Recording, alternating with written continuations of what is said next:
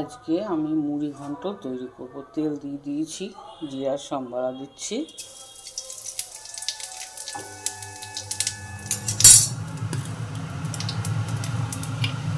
মাছের কাঁটাগুলো দিয়ে দিলাম,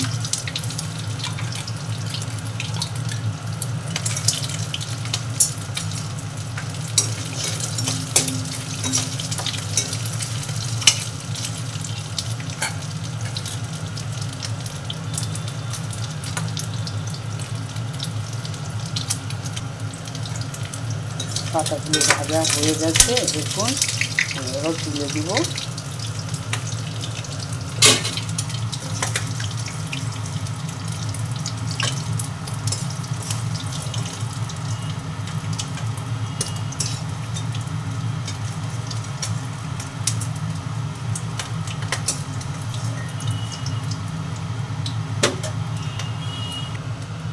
কড়াটার মধ্যে আমি পেঁয়াজ সম্বারা দিয়ে দিচ্ছি,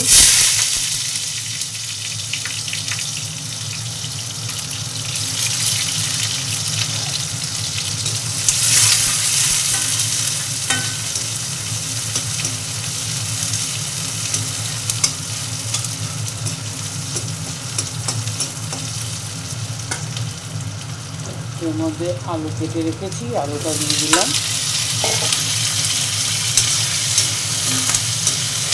আলুটা লাল করে ভেজে নিব।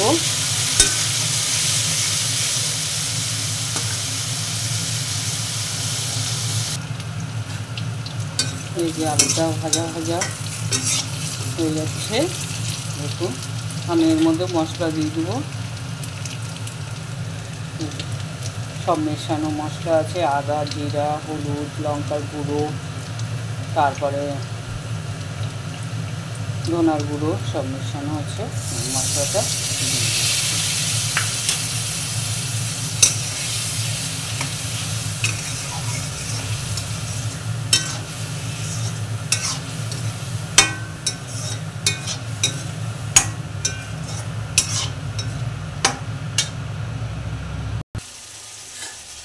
দেখুন, মশলাটা ভাজা ভাজা হয়ে যাচ্ছে। আমি এর মধ্যে এবারে আতপ চালটা যে ভিজিয়ে রেখেছিলাম সেটা দিয়ে দিলাম।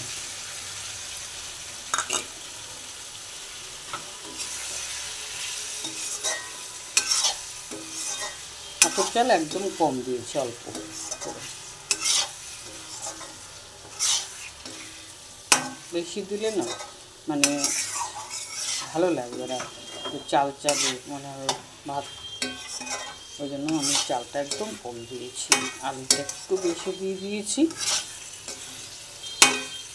এটাকে আমি ভালো করে ভেজে নিব।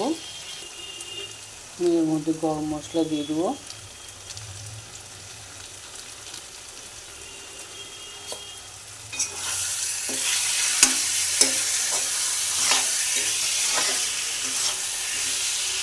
যা সুন্দর সেন্ট ছেড়েছে না, বিশ্বাস করুন, ওই সুন্দর সেন্ট ছেড়েছে। এর মধ্যে এবার আমি কাঁটাগুলো, আচ্ছা মাথাটা ভেজেছি, দিয়ে দিলাম।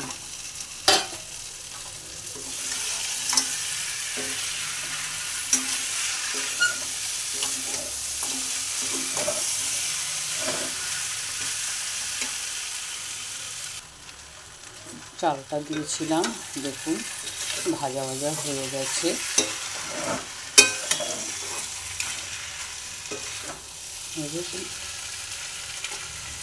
যা সুন্দর সেন্ট ছেড়েছে না, বিশ্বাস করুন, খুব সুন্দর সেন্ট হয়েছে। আমি একটু এর মধ্যে জল দিয়ে দিব, একটু জল দিয়ে দিব,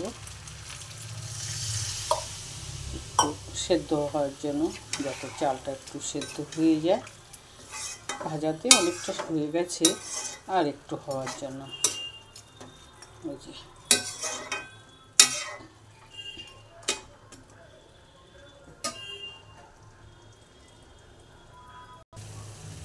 মুড়ি ঘন্টটার মধ্যে আমি একটু ঘি দিয়ে দেব। এই যে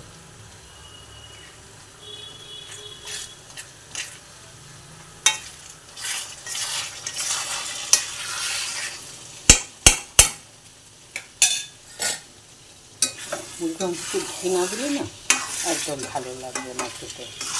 গরম মশলা দিয়েছি, হালকা একটু ভিজিয়ে দিলাম। দেখুন হয়ে যাওয়ার মধ্যে আর একটু বাকি আছে।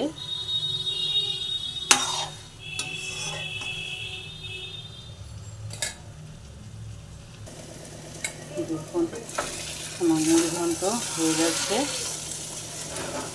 আমার ছেলে মেয়ে নাতনি একেবারে অস্থির হয়ে গেছে খাওয়ার জন্য। দেখুন